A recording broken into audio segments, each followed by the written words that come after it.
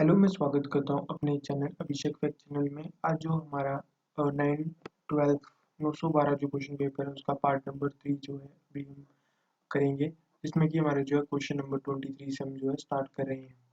जो हमारे इसमें पहले क्वेश्चन नंबर है 23, इसमें EMF of thermocouple depends upon, जो हमारे पास ईएमएफ होता है वो मटेरियल और टेम्परेचर के डिफरेंस के ऊपर जो हमारा डिपेंड करता है, और जो हमारा इसका प्रिंसिपल है उस फ्री बैक इफेक्ट के ऊपर काम करेगा। यहाँ पर हम देख सकते हैं कि जो जैसे प्लेटिनियम एंड रोडियम, तो ये दो डिफरेंट डिफरेंट हमारे पास जो है मटेरियल्स हैं, और डिफरेंट डिफरेंट टेम्परेचर में हमारे पास जो है यहाँ पर प्लेस किए गए हैं। तो जो इसमें इलेक्ट्रॉन होगा हाई टेम्परेचर से लो टेम्परेचर में, मीन्स हाई पोटेंशियल से लो पोटेंशियल के थ्रू वो फ्लो करेगा। तो ये जो हमारे पास इलेक्ट्रॉन है फिर वो इधर से इधर को जब फ्लो करेगा, मीन्स T1 से T2 के टेम्परेचर में, तभी हमारा जो है ईएमएफ वहाँ पर इंड्यूस होगा। अब इसमें जो इंपॉर्टेंट क्वेश्चन इसमें आता है हमारे पास थर्मोकपल से, कि जो टेम्परेचर है वो 1500 डिग्री सेल्सियस तक है, और जो फ्रिक्वेंसी है वो हमारे पास जो है 50 मेगा हर्ट्ज तक हमें जो है देखने को मिलता है। अगर हम इसमें जो है क्वेश्चन नंबर 24 की बात करें, तो क्वेश्चन नंबर 24 में हमारे पास जो है dielectric strength of a material depends upon. तो इसमें सबसे पहले अगर हम डाइलेक्ट्रिक स्ट्रेंथ की बात करें, तो the maximum electrical field that an insulator can withstand before it loses it's insulating behaviour. इसका ये मतलब हुआ कि फॉर एग्जांपल हमारे पास ऑयल है, अगर हम ऑयल को 33 केवी तक उसकी जो है मैक्सिमम डाइलेक्ट्रिक स्ट्रेंथ है कि वो एक इंसुलेटर के जैसे बिहेव करेगा। अगर इसकी जो डाइलेक्ट्रिक स्ट्रेंथ अगर हम 30 केवी पर एमएम से बढ़ा देते हैं, तो जो ऑयल है वो इंसुलेटर के बजाय वो एक कंडक्टर की प्रॉपर्टी में आ जाएगा। तो उसको बोलते हैं हम डाइलेक्ट्रिक स्ट्रेंथ। जो यूनिट होती है हमारी इसकी होती है वोल्ट पर थिकनेस। अब जैसे ऑयल और SF6 और पोरोसिन, इनकी जो है क्वेश्चन पेपर में पूछा जाता है। जैसे ऑयल है, उसकी जो थिकनेस है वो हमारे पास जो है सॉरी, जो डाइलेक्ट्रिक स्ट्रेंथ है वो 33 केवी पर एमएम हमें देखने को मिलेगी। पोरोसिलिन के लिए 6.4 केवी पर एमएम, और ग्लास के लिए 14 केवी पर एमएम, रबर 30 केवी पर एमएम, एयर 30 केवी पर सेंटीमीटर के हिसाब से हमें लिया, जो कि पीक की वैल्यू है। और अगर हम आरएमएस की बात करें, तो 30 डिवाइडेड बाई √2, तो वो हमारे पास आरएमएस निकलेगी, जैसे फॉर एग्जांपल 21.2। एंड अगर हम डीसी की बात करें, तो डीसी के केस में जो हमारी डाइलेक्ट्रिक स्ट्रेंथ होगी एयर की, वो हमारी 14 केवी पर सेंटीमीटर मिलेगी। SF6 जो है वो 2.5 टाइम्स ऑफ एयर होता है, ये रिलेशन पूछा जाता है। और माइका 55 से लेकर 250 केवी पर एमएम तक हमें जो है देखने को मिलेगा। अब पोर्सिलिन जो है इस्तेमाल किया जाता है हमारे जितने भी इंसुलेटर होते हैं। फॉर एग्जांपल ये पोल है, पोल के ऊपर जो इंसुलेटर है, और उसके ऊपर जैसे पिन टाइप है या डिस्क टाइप है, सस्पेंशन जितने भी हैं, उसमें हम पोर्सिलिन के इंसुलेटर का इस्तेमाल किया जाता है। अब की जो हमारे पास किसमें जो हमारे पास वायर होती है उसको होल्ड करने के लिए। अब इसमें बात किया जाएगा हमारा कि जो पोर्सिलिन होता है उसका जो पोर्सिलिन है, तो पोर्सिलिन में क्वेश्चन ये पूछा जाता है कि जो इनमें से कौन सा मटेरियल हम इस्तेमाल नहीं करते पोर्सिलिन में, तो वो सिलिका है। इसी तरीके से क्वेश्चन बनता है, यही बनता है। उसके बाद अगर हम ऑयल की बात करें, तो ऑयल अगर ट्रांसफार्मर की बात करें, तो इसका जो एक तरीके से टेम्परेचर जो है इसका है वो 150 डिग्री सेल्सियस जो है ये झेल सकता है आपका कौन, ऑयल। ऑयल जो है इसमें ट्रांसफार्मर जब भी हीटेड किया जाएगा ऑयल, मतलब कि लोडिंग की वजह से जब भी हीट होता है अपना ऑयल, तो वो 150 डिग्री सेल्सियस तक जो है वो झेल सकता है। अभी इससे रिलेटेड एक और क्वेश्चन हमारे पास बन जाता है कि डाइलेक्ट्रिक कांस्टेंट होता क्या है। तो डाइलेक्ट्रिक कांस्टेंट का जो कंसेप्ट है वो कैपेसिटेंस की स्टोरेज से रिलेटेड है। तो dielectric constant ability to store an electrical charge. तो अगर हम बात करें जो डाइलेक्ट्रिक कांस्टेंट है वो K आता है, K is equal to permittivity of substance और परमिटिविटी ऑफ फ्री स्पेस आएगा। और जो K है वो एक यूनिटलेस क्वांटिटीज में आता है। अब इसमें वैक्यूम की बात करें, तो वैक्यूम के केस में डाइलेक्ट्रिक कांस्टेंट हमारा 1 होता है, वाटर के केस में 80, और पेपर के केस में 3.6। तो वाटर वाला जो पेपर में एक बार पूछा गया है। अब इसमें जो भी हमारे पास कैपेसिटेंस की वैल्यू को हम अगर बढ़ाना चाहते हैं, तो एक तो होता है कि हम डिस्टेंस को कम करें, दो प्लेट्स के बीच के डिस्टेंस को कम करें, या हम जो है डाइलेक्ट्रिक कांस्टेंट को बढ़ाएं। तो इस तरीके से आपकी जो कैपेसिटर है वो बढ़ जाता है। अगर हम इसमें बात करें फैक्टर, तो दोनों के केस में जैसे frequency, voltage, temperature, humidity and moisture और हीटिंग इफेक्ट, ये 5 है, ये 5 के बाद दोनों में होते हैं। तो क्वेश्चन इसी के थ्रू आता है कि ऐसे वाला बन जाता है, the dielectric strength of the material depends upon temperature, moisture and thickness and all of this. तो इसमें आप जो है ये याद भी कर सकते हो। वैसे तो क्वेश्चन जो है ऑल ऑफ दी जैसे ही बन के आपके पास आएगा, तो ये क्वेश्चन आपका हो जाएगा। तो इसमें हमारे पास होगा अपना आंसर होगा, तो इसमें डी हमारे पास जो है इसका आंसर हमें जो है देखने को मिलेगा। अगर हम अगले क्वेश्चन की बात करें, 25 क्वेश्चन की अगर हम बात करते हैं यहाँ पे, 25 क्वेश्चन में हमारे पास होगा क्या? तो 25 अगर हम क्वेश्चन की बात करें तो 25 क्वेश्चन में क्या है कि the susceptibility of a diamagnetic material is, अब देखो इसमें जो है ऑप्शन में क्या है, negative, depend upon temperature, positive and independent on temperature. सबसे पहले हम बात करते हैं मैग्नेटिक सब्स्टिबिलिटी होती है। देखो tendency of the material to get magnetise in a given external magnetic field, किसी भी कोई भी ऐसा मटेरियल जो हम मैग्नेटिक फील्ड के अंदर रखते हैं और इजीली वो मैग्नेटाइज हो जाए तो उसको बोलेंगे हम मैग्नेटिकल सब्स्टिबिलिटी। अब जैसे इसमें बात की जाती है हमारे, तो जो हमारे मटेरियल्स होते हैं तो उसमें क्या क्या आते हैं हमारे पास, इसमें आते हैं डाया, पैरा एंड फेरो, इन्हीं के क्वेश्चन पूछे जाते हैं। अब जो हमारे पास पैरा की बात करते हैं, पैरा का ये मतलब हुआ कि जब भी हम एक्सटर्नल मैग्नेटिक फील्ड के अंदर रखेंगे तो जो पैरा है वो उस एक्सटर्नल मैग्नेटिक फील्ड को अपोज करेगा, जो फ्लक्स है हमारा इस तरीके से जो है उसके अंदर से जाएगा, इसको बोलेंगे हम डाया। और पैरों का मतलब क्या हुआ, पैरा का मतलब कि वो अपने अंदर से जो है जाने देगा, इतना नहीं जाने देगा जितना हमारा फेरो जाने देगा। फेरो का ये मतलब हुआ कि फेरो की एग्जाम्पल आयरन, और इसकी वजह से बिस्मथ हो गया, लेड हो गया, जिंक। तो अब जो हमारे पास मैग्नेटिक फ्लक्स है फॉर एग्जाम्पल ऐसे करके जा रहा है, तो वो ऐसे करके जो है मैग्नेटिक फ्लक्स लाइन की जो लाइन है वो बेंड हो जाएगी, क्योंकि ये जो है वो अपोजिशन जो है रिलक्टेंस जो है इस केस में कम है, means opposition to the magnetic flux जो है कम है यहाँ पे, तो वो यहाँ पर जाएगा। अब जैसे कि हमारे पास जो एक्सएम से इसको रिप्रेजेंट किया I by H, intensity of magnetization और मैग्नेटिक इंटेंसिटी, तो इसमें हो गया ampere per metre, ampere per metre, तो ये भी यूनिटलेस क्वांटिटी के अंदर आ गया। अब इसमें आपको ये याद रखना पड़ेगा कि जो डायमैग्नेटिक मटेरियल्स होते हैं वो इंडिपेंडेंट ऑन टेम्परेचर होते हैं, और जो पैरा एंड फेरो होते हैं वो inversely proportional to the Curie temperature होते हैं। अब इसमें अगर हम आप जो है कमेंट सेक्शन में मेरे को बता सकते हो यहाँ पर कि क्या बता सकते हो आप बता सकते हो कि क्यूरी टेम्परेचर होता क्या है और नील टेम्परेचर होता क्या है, और क्यूरी और नील में आपका जो है आयरन और कोबाल्ट के केस में बताना है आपको मेरे क्यूरी टेम्परेचर की होता क्या है। अगर मैं आपको बाकी इसको एक्सप्लेन कर दूंगा तो आपको इजीली पता चल जाएगा, थोड़ा सा आपको भी कष्ट करना चाहिए कि ये चीज़ें हैं क्या।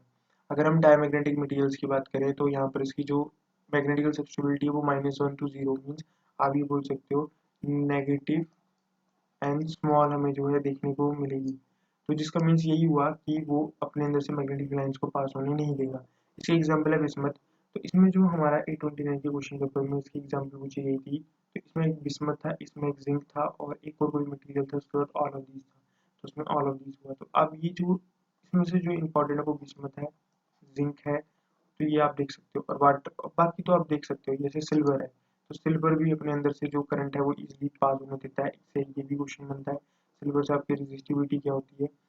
तो ये सारे क्वेश्चन सिल्वर की जो रेजिस्टिविटी है वो भी पूछी जाती है, कॉपर की पूछी जाती है, एल्यूमिनियम की पूछी जाती है, तो आप ये कर सकते हो। तो इसका आंसर हमारा जो होगा वो independent on the of temperature हमें जो है देखने को मिलेगा। अगर हम अगले क्वेश्चन की बात करें तो हमारे पास आता है आपका which of the following material magnetic material has the highest reluctance. अब देखो सबसे पहले रिलक्टेंस से पहले मैग्नेटिक स्ट्रेंथ या मैग्नेटिक फील्ड लाइंस को इजीली हमारे अंदर से मतलब कि मटेरियल के अंदर से जाने थे, तो उसकी बात करते हैं। तो जो हमारे पास मैग्नेटिक लाइंस है वो इजीली किसके अंदर जा रही है, सबसे पहले फेरोमैग्नेटिक, फेरो फिर फेरी फिर पैरा फिर डाया, तो ये हमारे पास जो है मैग्नेटिकल स्ट्रेंथ के बारे में बताया गया है। अब यहाँ पर जो हमारे पास रिलक्टेंस होता है वो inversely proportional to the magnetic strength होता है, तो इसका उल्टा हो जाएगा, तो मीन्स डाया में रिलक्टेंस की प्रॉपर्टी ज़्यादा है, जो कि मैंने आपको यहाँ पर बताई थी कि डाया जो है वो अपने अंदर से फ्लक्स को नहीं जाने देगा, वो अपोज कर देगा। तो इसमें सबसे ज़्यादा जो रिलक्टेंस हमें जो है देखने को मिलेगा तो वो किसको देखने को मिलेगा, हमारा डायमैग्नेटिक मटेरियल में। अब डायमैग्नेटिक मटेरियल से अब रिलक्टेंस की बात की गई है, तो रिलक्टेंस की यूनिट में 1/हेनरी होती है, और जो हमारे पास परमिबिलिटी होती है जैसे ये वाली परमिबिलिटी होती है उसकी जो अपने पास हेनरी देखने को मिलती है। तो इसका आंसर जो है डाया हो गया। तो अगले क्वेश्चन की अगर हम बात करें तो 27 क्वेश्चन की अगर हम बात करते हैं यहाँ पे कि the relative permeability is less than 1 की बात करते हैं, तो जो हमारे पास रिलेटिव परमेबिलिटी लेस देन 1 होती है वो हमारे पास डायमैग्नेटिक मटेरियल्स की हमें देखने को मिलती है। जैसे रिलेटिव परमिटिव की जैसे 0.95 तक मिलेगी, तो 0 जो इसका फॉर्मूला है वो XM is equal to mu R minus of 1 तक होता है। तो देखो म्यू आर भी यूनिटलेस क्वांटिटी, एक्सएम भी यूनिटलेस क्वांटिटी होती है, तो इसमें अगर हम 0.95 करेंगे तो फिर और लेस हो जाता है, तो जो आपकी मैग्नेटिकल सब्स्टिबिलिटी होती है वो -1 to 0 हो जाएगा, स्मॉल एंड नेगेटिव, जैसे हमने पीछे आपको बता दिया था। तो इसका आंसर जो होगा वो आपका क्या होगा, डायमैग्नेटिक मटेरियल होगा। अब इसमें जो यूनिटलेस क्वांटिटी की बात करें तो सबसे पहले तुम्हारी रिलेटिव परमिएबिलिटी होती है, इसमें तुम्हारा मैग्नेटिकल सब्सिबिलिटी होती है, ये तुम्हारा एक कपलिंग कांस्टेंट होता है, और इसमें per unit impedance, per unit जो सिस्टम है वो भी आता है। पर यूनिट इम्पीडेंस ले लो या पर यूनिट में कोई भी चीज़ ले लो, वो भी एक यूनिटलेस क्वांटिटी में आती है, क्योंकि इसमें भी हम एक्चुअल अपॉन बेस से डिवाइड करते हैं, जो कि सेम क्वांटिटी वाली ही ले रहे हैं। अगर हम इसमें बात करें कपलिंग कोफिशिएंट की, तो कपलिंग कोफिशिएंट का क्या मतलब हुआ यहाँ पर, जो मैंने आपको बताया थर्ड में कपलिंग कोफिशिएंट हो गया। एक इसमें जो है डाइलेक्ट्रिक कांस्टेंट होगा, जो कि मैंने आपको अभी बताया था। एक डाइलेक्ट्रिक कांस्टेंट हो गया, कपलिंग कोफिशिएंट हो गया, मैग्नेटिकल सब्सिबिलिटी होगी और परमिएबिलिटी होगी। अब देखो कपलिंग कोफिशिएंट का मतलब क्या होता है। फॉर एग्जांपल जैसे ये वायर है और ये वायर है, इस वाले वायर में कोई भी करंट नहीं है, इस वाले वायर में कुछ आई करंट देंगे, इसमें से कुछ फ्लक्स बनेगा। अब ये फ्लक्स कितना इसके साथ लिंक करता है वो कपलिंग कोफिशिएंट हमें बताएगा। तो के का मतलब हुआ यहाँ पर कि 5 to 1 अपॉन 5। 2 1 का मतलब होता है कि इसमें कितना 5 to 1 जो है लिंक हुआ, फ्लक्स ऑफ 2 जो कि 1 की वजह से हो रहा है। तो और ये हो गया टोटल ऑफ 1, जहाँ से जो सोर्स क्या है फ्लक्स को उत्पन्न करने का वो 1 था। तो अगर ये इसकी वैल्यू हमारी ये भी तक यूनिटलेस होगी, क्योंकि फ्लक्स एंड फ्लक्स है, जैसे कि वेबर वेबर लेके चलो तो उसको यूनिटलेस में ही बन रहा है। अगर इसकी वैल्यू एक 1 होती है, एक 0.5 होती है और एक लेस देन 0.5 हमें देखने को मिलती है। अगर ये 1 है तो मीन्स यहाँ का जो फ्लक्स है वो पूरे का पूरा यहाँ पर लिंक कर जा रहा है। बट अगर ये 0.5 है मीन्स इसमें कुछ ना कुछ वेस्टेज हो जा रहा है, वेस्टेज मीन्स यहाँ पर ये निकल जा रहा है। अब जैसे एयर है, air is not a good insulator, sorry, air is not a good, इसके रिलक्टेंस की प्रॉपर्टी अच्छी तरीके से नहीं होती है, किसके एयर के पास नहीं होती है। तो जिसके थ्रू जो है आपका कुछ ना कुछ फ्लक्स है वो बाहर को निकल जाएगा, ना कि वो यहाँ से यहाँ को लिंक करेगा पूरे का पूरा। और अगर 0.5 से कम है तो इसका मतलब ये जो है वीक कपलिंग है, और ये तुम्हारा जो है टाइट कपलिंग है। तो ये हमारे पास जो है बन जाता है कपलिंग कोफिशिएंट से। अगले क्वेश्चन की अगर हम बात करें तो अगला क्वेश्चन है हमारे पास 28। बड़े सारे क्वेश्चन जो है इसमें मैग्नेटिज्म से ही आपको देखने को मिले, मैग्नेटिक चैप्टर से मिले आपको। अब देखो 28 क्वेश्चन नंबर में क्या आता है, the soft iron is used in the manufacture of the electromagnetic because of its. देखो इसमें आता है सॉफ्ट, देखो पहले सबसे पहले बात करते हैं फेरो। फेरो के अंदर आता है तुम्हारा सॉफ्ट एंड हार्ड। सॉफ्ट एक तरीके से टेम्परेरी मैग्नेट्स में ही आता है। तो देखो temporary magnets are the those which act like a permanent magnet and which they are within a strong magnetic field but lose their magnetism when the magnetic field is disappear. तो वही है यहाँ के कि magnet field के अंदर रखा तो उनके जैसे बिहेव करेंगे, हटाया तो अपने नॉर्मल पोजीशन में आ जाएंगे। एग्जाम्पल के जैसे इलेक्ट्रोमैग्नेट है, फेराइड कोर है। अब जो फेराइड कोर से तो इलेक्ट्रोमैग्नेट याद रख लेना, सॉफ्ट में होता है। इलेक्ट्रोमैग्नेट जो तुम्हारा जैसे डीसी हो गया, इनमें इस्तेमाल होते हैं, ये इलेक्ट्रोमैग्नेट्स होते हैं। इलेक्ट्रोमैग्नेट्स का मतलब होता है, देखो हमारे पास दो प्रकार के मैग्नेट्स का इस्तेमाल किया गया है, परमानेंट एंड आपका टेम्परेरी। परमानेंट आते हैं हार्ड में, टेम्परेरी आते हैं इसमें। तो परमानेंट में तो उनकी प्रॉपर्टी तो खुद की होगी, मैग्नेटिक फील्ड उत्पन्न करने की होगी, पर जो तुम्हारे टेम्परेरी होते हैं उसमें करंट के थ्रू जो है उनमें मैग्नेटिक प्रॉपर्टी को लाया जाता है। तो ये जो है फर्दर क्वेश्चन में कभी मैं एक्सप्लेन कर दूंगा। फ्राइड कोर की बात करें तो फ्राइड कोर जो है हाई फ्रिक्वेंसी में इस्तेमाल होता है। हाई फ्रिक्वेंसी मीन्स इसमें शंट सेल में होता है, शेल शेल टाइप में इस्तेमाल किया जाता है, जिसमें उसकी जो प्रॉपर्टी होती है उसमें रेजिस्टेंस की ज़्यादा प्रॉपर्टी होती है, जिसकी वजह से एडी करंट हमारा कम हो। अगले क्वेश्चन में उसको मैंने बताया कि किस तरीके से मैं आपको बताना चाहता हूँ। अब इसमें क्या होता है कि जो हमारा सॉफ्ट आयरन होता है उसमें जो हमारी इसकी जो पॉजिटिविटी और रिटेंटिविटी होती है वो दोनों लो देखने को मिलती है। तो ये कहीं ना कहीं ऐसे करके, मतलब ये थोड़ा ज़्यादा ही हो गया। इसमें आपका ये बन जाएगा। ऐसे करके बताइए, ये होगी हमारी रिटेंटिविटी, ये तुम्हारी पॉजिटिविटी, ये दोनों इसमें कम बनती है। अगले क्वेश्चन में ये 30 वाले में बता दूंगा आपको, तो इन दोनों में ये कम बनता है, तो आंसर इसका बी और सी होना चाहिए था, मीन्स सबको मिलना चाहिए था, बट पता नहीं इन्होंने क्या किया, मैंने देखा नहीं है इसका आंसर भी, तो आप देख लेना। वैसे तो इसमें बी और सी ही बनेगा। अगर हम अगले क्वेश्चन की बात करें, जैसे 29 की बात कीजिए, the high frequency transformer core are generally made of. तो देखो cast iron, mu metal, ferrite and graphite. तो इसमें फेराइट ही है। देखो फेराइट में हाई रेजिस्टेंस होगा। देखो फॉर्मूला जो होता है डी करंट का वो होता है B square F square T square by R. बोलोगे आर तो हमने कभी पढ़ा नहीं, आपने यहाँ पर के की फॉर्म में पढ़ा है हमेशा, कांस्टेंट की फॉर्म में। तो यहाँ पर कांस्टेंट में ही आर होता है अपना, तो नीचे साइड। तो अगर रेजिस्टेंस को बढ़ाओगे तो एडी करंट हमारा कम होगा, क्योंकि जो सबसे ज्यादा प्रॉब्लम है वो बी एच, एक तो बी एच कर्व वाली होती है जिसको कि आपका hysteresis loss and eddy current loss हमें देखने को मिलता है ट्रांसफार्मरों में। तो इसका आंसर हो जाएगा हमारे पास क्या, दैट इज फ्राइड कोर। अगले की अब अगर हम बात करें, क्वेश्चन नंबर 30 की बात करें, the magnetic field required to reduce the residual magnetism to zero. अब देखो रेजिडुअल मैग्नेटिज्म होता है हमारा वाई एक्सिस में, और यहाँ पर जो हमारे पास क्रॉसिविटी होती है वो हमारे होता है एक्स एक्सिस में। अगर हम बात करें कि फ्लक्स डेंसिटी की बात करें, वाई एक्सिस में फ्लक्स डेंसिटी हुई क्या, phi is equal to B into A, phi by A is equal to flux density. Flux density से आपका एक आता है कि क्वेश्चन आप मेरे को बताना उसका आंसर। क्वेश्चन तो मैं बता रहा हूँ, पूछ रहा हूँ कि हमारे पास एक सेम रेटिंग के हमने जो है ट्रांसफार्मर लिया है, कौन सा डिस्ट्रीब्यूशन, और एक लिया पावर सेम रेटिंग पर, तो किसका जो एरिया है वो ज़्यादा होगा, ये आप मेरे को कमेंट सेक्शन में बताना। तो इसका जो रिलेशन है अगर आपको अगर पता होगा तो वो आप इसमें किस तरीके से आप बताओगे, phi equal to B by होता है and phi by area equal to B. तो इसका जो रिलेशन है वो फ्लक्स डेंसिटी और एरिया के बेसिस में है। तो यहाँ पर आप बताओगे कि किसका एरिया हमें जो है ज़्यादा देखने को मिलेगा, तो कमेंट सेक्शन में। अब देखो यहाँ पर बात करें आपका कि फ्लक्स डेंसिटी हो गया अपना 5/, हो गया वेबर बाय एरिया, और टेस्ला की में ही भी उसको लिखते हैं 1 टेस्ला 10 की पावर 4 गॉस होता है, ये आज तक नहीं आया पर अभी तक। और 1 वेबर इज इक्वल टू 10 की पावर 8 मैक्सवेल होता है, ये आया पर, ठीक है, वेबर फ्लक्स। अब इसमें बात करें मैग्नेटाइजेशन फोर्स की बात करें, H is equal to N I by L, Ampere's law आपको देखने को मिलेगा। और ये तुम्हारा बायो सेवर्ड है, बस ये नाम ही याद रखो, क्वेश्चन नहीं आएगा। एक गलती से फंस गया तो वो छोड़ देना, तुक्का मार लेना, कोई चक्कर नहीं। अब इसमें जो बात करेंगे हम अपना वाई एक्सिस में, तो वाई एक्सिस में हमारे पास होता है रेजिडुअल मैग्नेटिज्म। इसका ये मतलब हुआ कि मैग्नेटिक फील्ड के अंदर कोई मटेरियल हमने रखा था, अब उस मटेरियल को अगर हम उसको हटा देते हैं तो कुछ ना कुछ उसमें रेजिडुअल मैग्नेटिज्म बचा हुआ है, या सप्लाई जीरो होने पर, मतलब जैसे कि फॉर एग्जांपल एसी ऐसे, यहाँ पर हमारे पास जो हमारे पास डाइपोल्स थे इसके अंदर इस तरीके से लाइन थे, और इस पॉइंट पे एट अ जीरो इंस्टेंट में जो हमारा रेजिडुअल मैग्नेटिज्म कहीं ना कहीं इसके अंदर बचा हुआ है। अब इसको नेगेटिव में तो डाइपोल जो है वो नहीं जा रहे हैं इसमें, तो इसमें क्या होता है कि अपना जो है ज़्यादा एक्सटर्नल फोर्स लगानी पड़ती है इस डाइपोल को इस डाइपोल तक लेकर आना। ये जो डाइपोल इसी में अलाइंड होते हैं, पहले जो हमारे पास डाइपोल होते हैं वो किसी भी फॉर्म में होते हैं, यहाँ पर ऐसे ऐसे, और जैसे मैग्नेट की लाइन्स आती है तो वो इस तरीके से बन जाते हैं। और जैसे हमारे पास जो सप्लाई नेगेटिव होते हैं, होना इनको ऐसा चाहिए बट होते तभी भी कोई ऐसे ही नहीं है ज़्यादातर, तो इसमें जो एक्सटर्नल फोर्स लगानी पड़ती है इस तरीके को इस तरीके में बनाने के लिए, तो उसको बोलते हैं क्रॉसिविटी।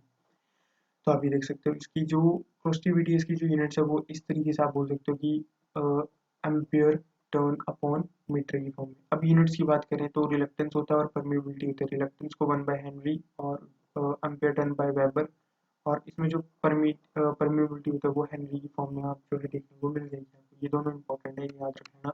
और जो हमारे पास कभी कभी जो होता है फ्लक्स डेंसिटी जब हमें गिवन हो और अगर हमें मैग्नेटाइजेशन फोर्स निकालनी हो, तो जनरली ये अलग क्वेश्चन को प्रेफर करते हैं। अब जो म्यू नॉट होता है वो 4 × 10⁻⁷ हेनरी पर मीटर, हेनरी पर मीटर आपको जो है देखने को मिलता है। अब इसमें जो आप बोलोगे हेनरी पर मीटर आया कैसे, तो आपको पता होता है कि जो रिलक्टेंस है वो एल अपॉन म्यू ए होता है, ठीक है। अब इसमें ये चीज़ निकाल रहे हैं, म्यू यहाँ पर ले आओ, एल यहाँ पर ले आओ, और रिलक्टेंस को मैंने क्या बोला था कि 1/हेनरी होता है, और इसमें मीटर स्क्वायर ले आओगे और ये तुम्हारा मीटर हो जाएगा, मीटर एंड मीटर ये रह गया, और यहाँ पर जो ये हो गया, अब हेनरी 1/हेनरी तो ऊपर चल जाएगा एच बाय, तो यहाँ पर जो हेनरी पर मीटर आपका जो है मिल जाएगा कौन सा आपका परमेबिलिटी। तो यहाँ पर जो हमारे पास इसका आंसर है कि कौन रेजिडुअल मैग्नेटिज्म को जीरो करने में हेल्प करता है। तो अब देखो इस पॉइंट में देखो रेजिडुअल मैग्नेटिज्म है और इस पॉइंट में देखो रेजिडुअल मैग्नेटिज्म नहीं है, तो वो कौन कर रहा है, किसकी वजह से हो रहा है, तो इसका आंसर होगा आपका भी पॉजिटिविटी की वजह से हमें जो है देखने को मिलता है। अब इसमें बात करते हैं आपका ऊपर वाले क्वेश्चन से रिलेटेड ही, ये जो है ये आपका जो है हार्ड मैग्नेटिक मटेरियल्स का बनेगा, क्योंकि इसका जो बीएच का तो वो बड़ा है, और इसको अगर आप पतला कर लोगे तो ये आपका जो है सॉफ्ट मैग्नेटिक मटेरियल का आपको देखने को मिलेगा। अब अगले क्वेश्चन की बात करें हम, देखो the shape of the BH curve for an air gap is, तो एयर गैप की बात करें तो इसका जो आपको देखने को मिलता है वो आपका कैसे देखने को मिलता है, स्ट्रेट लाइन। ये रिपीटेड, बहुत रिपीटेड क्वेश्चन है, रिपीट, मैं आपको बता दूंगा कौन सा आपसे रिपीट है, रिपीट है। हिमाचल प्रदेश रिपीटों के नाम से जाना जाता है। 829 में हमारे पास क्या हुआ था, 829 का जो क्वेश्चन पेपर हुआ था 154 जिसमें अंदर पोस्ट थी, उसमें 2017 का एक क्वेश्चन पेपर से 60 क्वेश्चन रिपीट, 60 क्वेश्चन। तो आप देख सकते हो कि एक बच्चा 0 से स्टार्ट कर रहा है और एक बच्चा यहाँ पर 30 मार्क्स उसके पास मिल गए। तो देखो अब डिफरेंस। तो सबसे ज़्यादा जो एडवांटेज थी वो इन बंदों को मिली थी जिन्होंने 2017 कर लिया था। और चलो भाई, जो लक है वो लक है, जिनकी जो किस्मत में जो लिखा है वही मंजूर होगा। तो ये जो बच्चे हैं सबसे ज़्यादा, और जो कट ऑफ थी वो 72 गई थी जनरल वालों की। तो ये तभी गई थी, ये जो कट ऑफ है वो तभी हमको जो है देखने को मिलती ज़्यादा, वरना हिमाचल प्रदेश में कभी भी ज़्यादा देखने को नहीं मिलती। पर चलो अब क्या कर सकते हैं, अभी कुछ नहीं कर सकते। अगले हम बात करें आपका क्वेश्चन नंबर 32 की बात करें तो the मैग्नीन alloy use for making register for laboratory instruments की बात करें तो इसमें हम जो अलॉय का इस्तेमाल करें तो ये याद रखना पड़ेगा, जैसे कॉपर, मैग्नीज एंड निकल। तो इसमें आपको ये याद रखना पड़ेगा, तो कॉपर, निकल एंड मैग्नीज, तो ये हो गया आंसर नंबर बी। एंड इसके साथ जो थोड़ा सा अलॉय अब जो इम्पोर्टेंट है, जो कि जनरल साइंस में हमें जो है देखने को मिलता है जीएस में, तो वो है हमारे पास इसमें ब्रॉन्ज एंड ब्रास। तो copper plus tin and copper plus zinc. तो जो ब्रॉन्ज है वो सबसे पहला जो मेटल्स है जिसमें कि अपना Harappan means Indus Valley civilisation में सबसे पहले जो हमने इसमें इस्तेमाल किया गया था ब्रॉन्ज उसका नाम, जिसमें कि हमें जो है टेराकोटा गर्ल बनाई थी, नहीं sorry, bronze of dancing girl बनाई गई थी ब्रॉन्ज। तो आप ये देख सकते हो, ये ब्रास हो गया, कॉपर प्लस जिंक, ये पेपर में आया जाता है। अगर हम इसमें लास्ट क्वेश्चन की बात करें, question number 33, the capacitance per unit volume is maximum 4। देखो ऐसी चीज़ों को, कैपेसिटर वाली चीज़ों को तो रट्टा मारना पड़ेगा आपको। इसका आंसर आपका इलेक्ट्रोलाइट, इलेक्ट्रोलिटिक कैपेसिटर।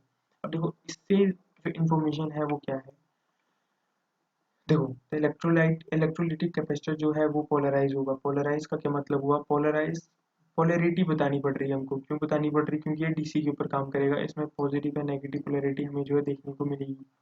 अब एक एक होता है आपका पेपर इंसुलेटर की बात करें, वो होता है एयर, सॉरी एसी, और ये होता है हमारे पास क्या, डीसी। तो ये एसी के ऊपर कभी भी काम नहीं किया जा सकता, कौन सा आपका इलेक्ट्रोलाइट। तो ये अगर काम किया जाएगा तो ये ब्लास्ट हो जाता है उसमें। अब इलेक्ट्रोलाइट जो कैपेसिटर है वो हमारे पास जो है स्टार्टिंग कैपेसिटर के जैसे इस्तेमाल करते हैं सिंगल फेज इंडक्शन मोटर में, ठीक है। जैसे आप देख सकते हो सिंगल फेज इंडक्शन मोटर है। अब यहाँ पर एक गलती है, तो अभी जो है गलती अब देख लो कि क्या किया मैंने। अगर किसको नॉलेज है तो वो एकदम से देख लेगा, मैं बता दूंगा। तो जो स्टार्टिंग कैपेसिटर है वो सिंगल फेज इंडक्शन मोटर में इस्तेमाल किया जाता है। डिसएडवांटेज इसमें can not be use as easy supply. तो ये हमारे पास जो है एक्सिलरी, इसमें जो है रनिंग वाइंडिंग की बात करते हैं, ये मेन वाइंडिंग है, ये तुम्हारी एक्सिलरी वाइंडिंग, ये पोजिशन, ये तुम्हारा रोटर है, जो कि हमने स्वेप गेज हमने जो है यहाँ पर लेके रखा हुआ है।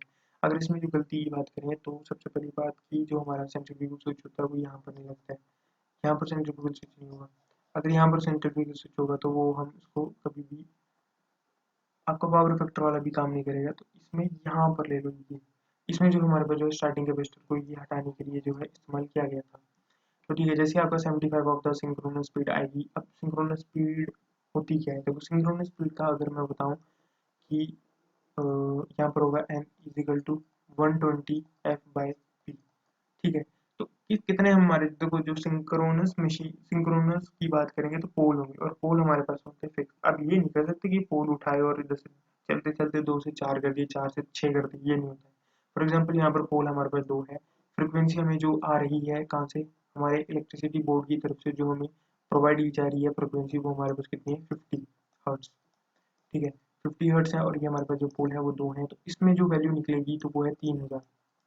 तो that is known as a synchronous flux भी बोल सकते हो। अगर फ्लक्स के फॉर्म में आप देखोगे एयर गैप में फ्लक्स होता है तो सिंक्रोनस फ्लक्स बोलोगे, स्पीड होगी तो सिंक्रोनस स्पीड बोलोगे। तो यहाँ पर ही सिंक्रोनिज्म का आता है। अब देखो इसमें हर्ट्ज की बात करी तो हमारी जो परमिसिबल कितनी लिमिट है फ्रिक्वेंसी के लिए, तो फ्रिक्वेंसी के लिए हमारे पास कितनी है, +-3% हम जो है प्रेफर करते हैं। और ऐसा होता है कि अगर जो हाइड्रो पावर प्लांट है कोई भी, अगर उसकी जो फ्रिक्वेंसी की लिमिट है वो इसमें से 50 प्लस माइनस, मतलब इसका +-3 क्या हुआ ये मैं आपको भी बताया था, आधे ज़्यादा बच्चों को नहीं पता था। 50 इंटू +-3, अब इसको मल्टीप्लाई करना और जो वैल्यू आएगी, फॉर एग्जाम्पल वैल्यू कुछ भी आती है, जैसे 3 आती है, कुछ भी ले लो, तो 50-3 एंड 50+3, तो ये 53 हो जाएगा, 53 टू आपका 47 हो जाएगा। तो ये इसकी इस लिमिट के अंदर ही होना चाहिए। इसको मल्टीप्लाई करना, जो वैल्यू आएगी उसको प्लस एंड माइनस करना होता है, वो होता है तुम्हारी एक तरीके से लिमिट। ये मेजरमेंट में आते हैं चीज़ें, बट जो ये वैल्यू है ये इंपॉर्टेंट है। और जैसे ही वोल्टेज है उसका क्लियर +-6% हमारे डोमेस्टिक्स में, ठीक है। तो यहाँ पर आपको जो देखने को मिला है। अभी आप जो कमेंट सेक्शन में, चलो नहीं बताओ, चलो इसमें जो है आप स्टार्टिंग कैपेसिटेंस की बात करते हैं, तो स्टार्टिंग कैपेसिटेंस की जो हमारे पास वैल्यू होती है वो हमारे पास जो है 300 जो है माइक्रोफैरड देखने को मिलती है, और जो आपका रनिंग कैपेसिटेंस होता है उसकी 2.5 माइक्रोफैरड। अब इसका क्या मतलब होता है? देखो, स्टार्टिंग कैपेसिटेंस का मतलब होता है कि स्टार्टिंग टॉर्क प्रोवाइड करवाना या क्विक स्टार्ट करवाना। तो देखो, इसका इस्तेमाल हमारे में काम पे किया जाएगा। इसका इस्तेमाल होता है जैसे कि हमारे रेफ्रिजरेटर में, एयर कंडीशनर में, वहाँ पर या किसी चीज़ों को, हैवी चीज़ है जिसको चलाना है, जिसका स्टार्टिंग टॉर्क बहुत ज़्यादा खराब है वहाँ पे, और पावर फैक्टर को इम्प्रूवमेंट करने के लिए हम रनिंग कैपेसिटर का इस्तेमाल करते हैं। तो देखो, जो स्टार्टिंग कैपेसिटर की वैल्यू ज़्यादा है, हमें इसका इस तरीके से लॉजिक याद रखना कि इसको थोड़े समय के लिए ही हमें यूज़ करना है और ज़्यादा लार्ज वैल्यू। तो ये जो स्टार्टिंग कैपेसिटेंस है वो लार्ज वैल्यू और थोड़े समय के लिए, और जो आपका पावर फैक्टर है वो कम वैल्यू फॉर लार्ज टाइम के लिए हम इस्तेमाल करते हैं। जब तक तुम्हारा मशीन या इक्विपमेंट चलेगा तो पावर फैक्टर वाला जो रनिंग कैपेसिटर है वो भी उसके साथ लिंक करेगा। अब इसमें बात की जाती है, आपसे एक क्वेश्चन पूछा जा रहा है कि जो हमारे पास घरों में जो फैंस हैं, जो हमारे पास घर में फैन है, तो उसमें हम कौन सा मेथड का इस्तेमाल करते हैं, या इसमें कौन सा शेडेड पोल मेथड है, या तुम्हारा इसमें जो है कैपेसिटर स्टार्ट है, या इसमें जो है, सॉरी, स्टार्ट स्टार्ट कर दिया मैंने, और इसमें जो है हमारा कैपेसिटर रन है, ये capacitor start plus capacitor run. तो ये आप बता सकते हो, या इसमें जो है सिंगल वॉल्व कैपेसिटर का इस्तेमाल किया है, ये तुम्हारा डबल वॉल्व कैपेसिटर है, 2 वॉल्व कैपेसिटर, ये सिंगल वॉल्व कैपेसिटर का हमने जो है इस्तेमाल किया गया है।